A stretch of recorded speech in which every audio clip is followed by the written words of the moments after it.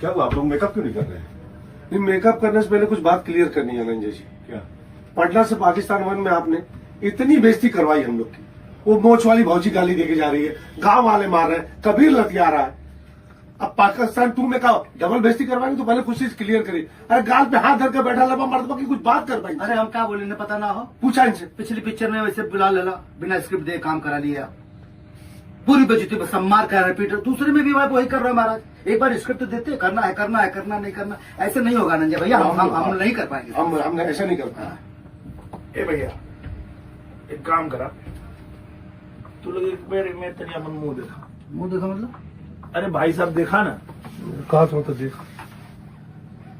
और ईमानदारी के साथ बतावा, तो हम लोग के अपने मुंह देख के अपन इज्जत करे का मन करा था। तो तू लोग जितना जल्दी एक्सेप्ट कर ले बा कि कुछ लोग ये धरती पर लात खाए खातिर ही आए हो। भाई साहब लात खाए में उतने मजा है।